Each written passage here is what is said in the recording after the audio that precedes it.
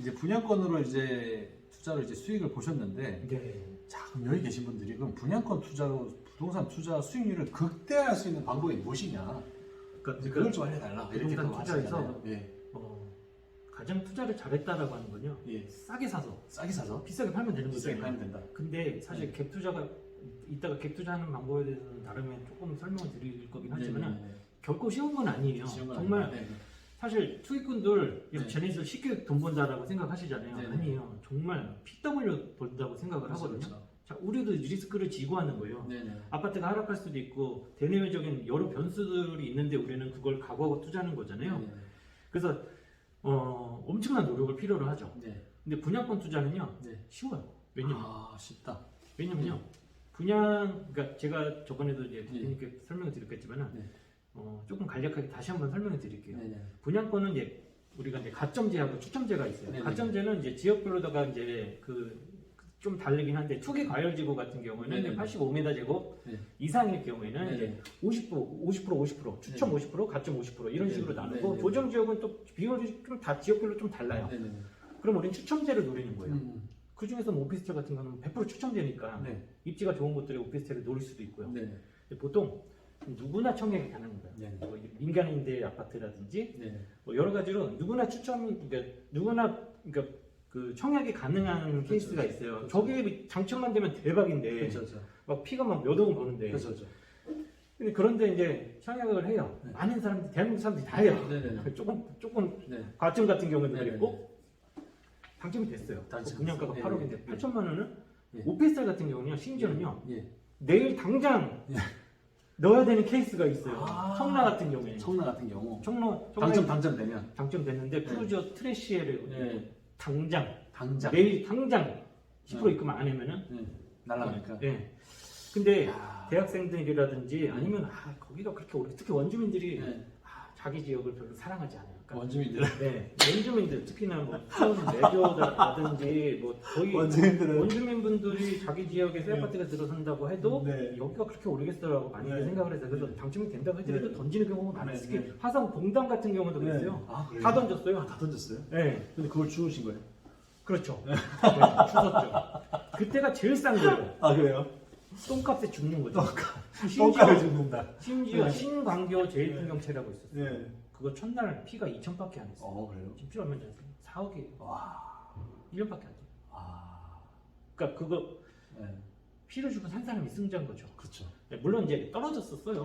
4억까지 갔다가 2억까지 내려가고 이제 그것도 이제 그 동호수에 있던 아시죠? 로얄동 로얄층수에 따라서 네. 3억에도 거래되고 분양권도 다 가격이 좀 오르락 내리락 하고 있어요. 근데 어찌 됐든 간에 그 물건을 줍는 거예요. 네네. 이 사람들은 돈이 없어요. 예를 들어 네네. 8천만 원 하는데 뭐 피가 5천이래요. 네. 이 사람 손해 보는 건 아니잖아요. 그렇죠. 5천 그냥 꽁꽁꽁 그냥 생긴 그렇죠. 거죠. 그렇죠. 그러니까 저는 그걸 사는 거예요. 네. 근데 사실 사자마자 돈 버는 건데 네. 약간 좀 너무 단기적으로는 생각하시면 안 되고요. 투자를. 대략 얼마 정도 봐야 될까요? 그냥 그러니까 우리가 이제 등기를 치기 전에도 팔 수도 있고. 수 있고. 네, 그렇죠. 단기적으로. 네, 근데 사실 그때는 수익이 많이 나진 않았어요. 왜냐면은 네. 찾는 사람도 없고 파는 사람도 없고 약간 그런 시기인 거예요. 그렇지. 근데 입주 연도에는 또 많이 찾아요. 입주 실거주하려고 하는 입주 수요가 연도에 있기 조금 때문에 더 많이 올라가고. 네. 그렇죠. 보통은 보통은 이제 부르는 게 값인가요? 이 가격 형성을 누가 하는 건가요? 가격 형성 누가 만들어요? 시장이 하는 건데요. 시장에서 가격 형성 경쟁이 될 만한 바로 네. 옆단지라든지 네네. 뭐 예를 들어서 옆단지가 10억이에요. 네. 그러면은 이제 그 정도 선에서는 그 이제 정도 선에서. 예. 근데 분양가가 뭐 보통 5억짜리를 피 1억 주고 샀으니까 그러니까 사자마자 사실 돈 버는 거이거든요. 네. 근데 포기하는 사람들은 떨어질까봐 떨어질까봐? 그런 경우도 있기도 하고. 이런 거 분석을 잘해야 돼. 예. 분석을 잘해야 된다. 네. 그렇죠. 그리고 이제 대출이 안 될까봐 대출이 안 될까 봐. 이렇게 네. 생각해서 던지는 경우도 많기도 하고요. 그래서 일단은 그러니까 선당 후범이라는 말이 있어요.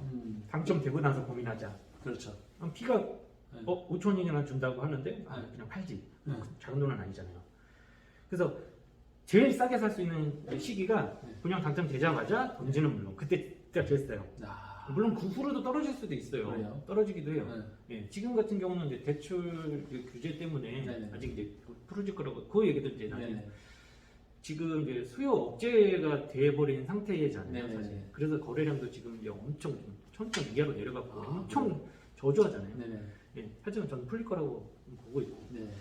그렇기 때문에 그때가 가장 싸게 이제 매입을 할 수 있는 시기 그리고 사실 나름대로 가장 비싸게 팔 수 있는 시기는 입주하고도 2년 뒤. 왜냐면 입주하고. 비과세 이제 혜택을 네. 받기 위해서는 2년 동안 뭐 보유든 실거주든 해야 되니까 네네. 그 2년 뒤에 파는 게 가장 크게 팔 수도 있어요. 일단은 분양권 입주하고 2년 뒤가 예. 가장 비싸게 팔 수 있다. 그러니까 일례로 예. 제가 5억 주고 산 그 네. 아까 전에 네네. 5억 8천 주고 산 네. 그 분양권 같은 경우는 예. 입주했을 때는 네. 한 7억 정도, 예. 8억 정도 실거래 찍었는데 네. 입주하고서 2년 뒤에 12억 5천을 찍었어요. 근데 사실 근데 예. 우리가 이제 서울에 사는 사람이 갑자기 네. 그거 입주 때문에 좀 네. 많이 박살고 거기 가서 입주까지 좀 하기 좀 애매하지 않나요? 근데 그렇죠. 그러면 어떻게 해야 돼요? 네. 그럴 때는 어떻게? 그러니까 이를테면은 이제 오피스텔 같은 경우는 이제 뭐 사실 이제 법인으로 매입을 한다라고 하면 이게 이제 기본적으로 재산세가 업무용으로 돼 있잖아요. 네네. 그러면 종부세를 안 내요. 종부세가 안 난다. 그 꼼수는 아니고 예. 어쨌든 그 그런 법인으로 방법이 사야 있고요. 돼요? 법인이 사야 돼요? 그러니까 오피스텔은 법인으로 해야죠. 오피스텔은? 오피스텔은- 오피스텔 분양권은? 왜냐면 어차피 내가 다주택자라고 하면 그렇죠. 사실 다주택자 같은 경우는 가족끼리 합심을 해가지고 그러니까 한 세대가 아닌 네. 예를 들어 부모님이라든지 다 같이 합심을 해가지고 좀 투자 영순위로 저는 해야 된다라고 생각을 투자 하거든요. 영순이다. 오피스텔 그렇죠. 오피스텔 그 예. 분양권입니다. 거기서 이제 뭐 살겠다는 게 아니고 그러니까 치고 빠지는 거예요. 다주택자분들도 사실 이 얘기도 제 다음 주에 있는데 그러니까 다주택자 같은 경우 분들도 저는 그렇게 생각을 해요. 무조건 이제 12억이 이제 그러니까 작년 12월 8일부로 이제 비과세 혜택 9억에서 12억으로 늘어났잖아요. 네. 그러니까 비과세 혜택 12억까지는 봐야 된다고 생각을 해요. 비과세 혜택 볼 만큼 예를 들어서 2억짜리 아파트를 샀어요. 그럼 거기서 2년 실거주를 하고 그러니까 무주택자인 이제 처음 이제 투자를 시작하는 분들이 2억짜리 아파트를 사가지고 2년 실거주해가지고 비과세 혜택을 최대한 누리고 그리고 또 2년 실거주해가지고 최대한 12억까지는 비과세 혜택을 받는 게 내가 다주택자 해가지고 세금 많이 내는 것보다는 그게 가장 빨라요 사실. 그러면 이게 현실적으로 무주택자인 분들한테는 이게 괜찮은 거네요. 거기서 당연하죠. 실거주를 하는 거니까. 당연하죠. 예. 근데 여기서 이제 만약에 치고 빠지겠다. 그럼 그쵸. 법인이 나는 건가요? 치고 빠지는 거는? 그러니까 이를테면 내가 좀 단타로 하겠다라고 하면은 아예 등기를 안 치고 팔 수도 있죠.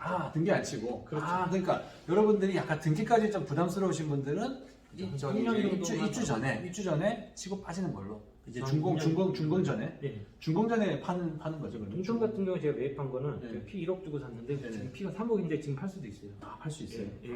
근데 그런 거는 안 파는 뭐 전략을 어떻게 가지? 안 파는 거예요. 그러니까 아무튼 내가 돈이 좀 그냥 팔까 하면은 팔 수도 있는데 그러니까 아무래도 그런 문제점은 있죠. 등기자가 있어야 되는 거죠. 네네. 그러니까 수익을 극대화하기 위해서는 법인으로 하시면 되잖아요.